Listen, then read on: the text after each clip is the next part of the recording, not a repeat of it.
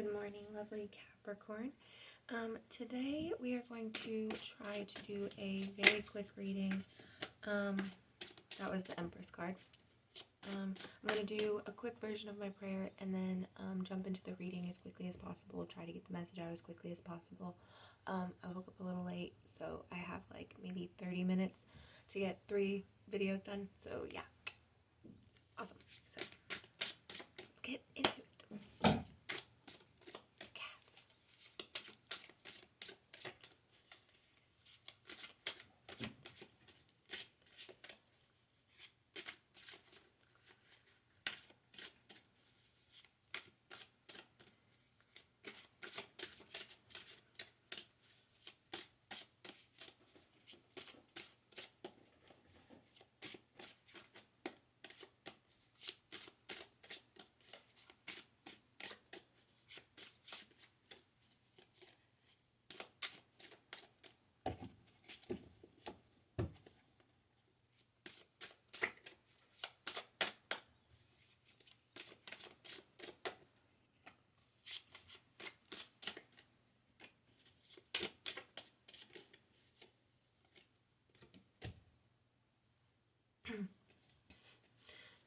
So we've got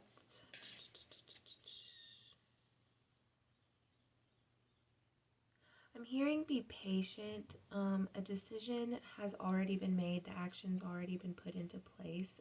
Now it's really just kind of like your turn to just sit and wait and let whatever this decision, whatever this outcome is, just kind of like let it happen, let it flow.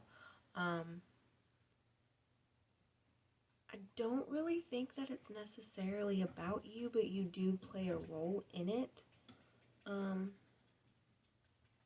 I feel as if it's almost like you're the one like doing the watching. You're the one who's kind of like the bystander in it, I guess, maybe the mediator. There you go.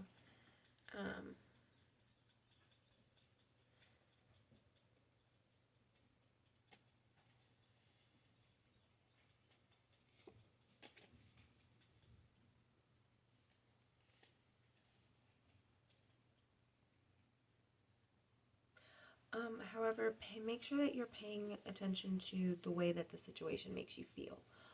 You know, like if depending on how close you are to the situation, if you know this is a person that you care about, like don't let yourself get caught up in your own emotions. You know what I mean? Like it's okay to feel a way about something, but sometimes you just kind of have to sit back and watch and let things play out and kind of like, I don't want to say not care, but like that's basically what you're gonna have to do, because let's be honest, this is probably something that you do genuinely care about, and so it probably is gonna irk you just a little bit. But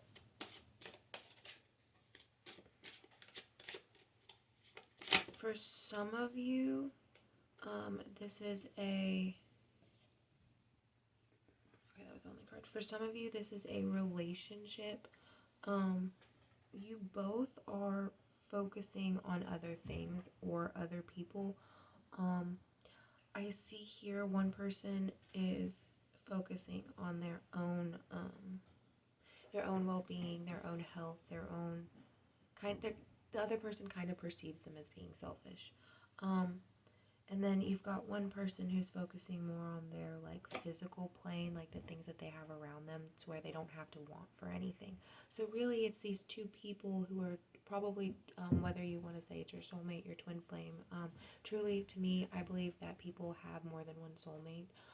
However, I do believe that you have one twin flame, and that twin flame is either going to be very good for you or going to be very bad for you. Actually, no, as I was saying that, it popped into my head, and it's like, no, you can have a karmic twin flame, which would probably be the one that's bad for you. And then you've got a twin flame that's good for you, right? Where like you guys can coexist, and you guys can work together, and you guys can do things together. But that doesn't necessarily mean that you have to be together, like that's your person, you know what I mean?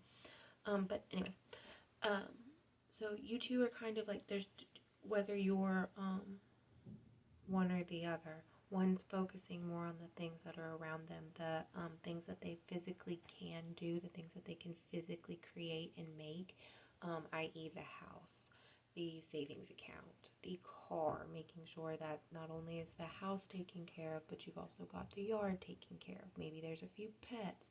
Oh, look, we want to have, what if the girl that I want likes an ice maker? Look, I got an ice maker for her, whatever. That's what my husband did. He bought me an ice maker. And then you've got one who's like focusing on their selves, like their emotions, their perceptions of things, the way that they see the world. And the reason that this is happening is because there is going to be a balance. You have to have a balance, right? Now this could also be speaking physically to you yourself, your masculine and your feminine side, you know, the two halves of your soul. That could be coming into balance, alignment, an understanding of one another. We've got so that's the 6.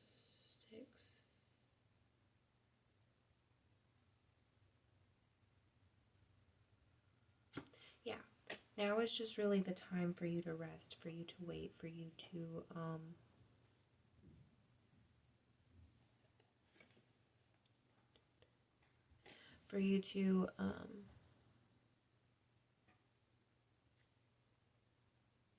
I lost my train of thought.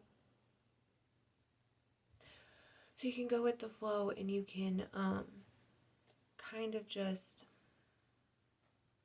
be prepared for whatever happens, right? Like you're not thinking of the worst possible outcomes, but you're also not thinking of the best possible outcomes.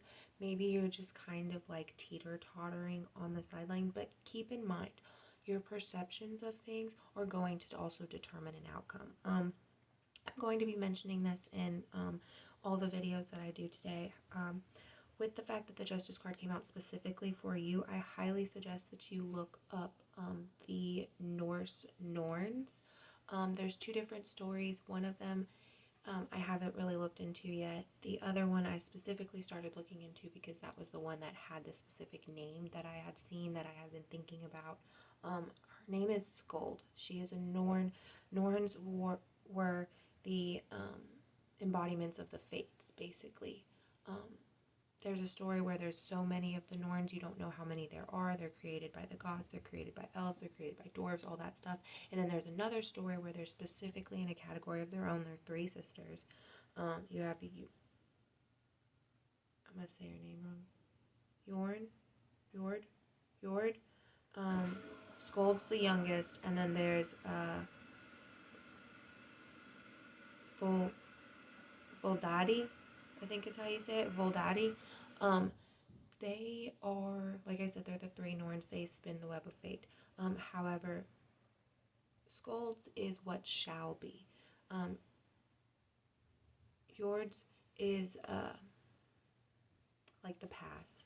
Then Voldadi's is the present, and then Skold's is the future, what shall be. She is basically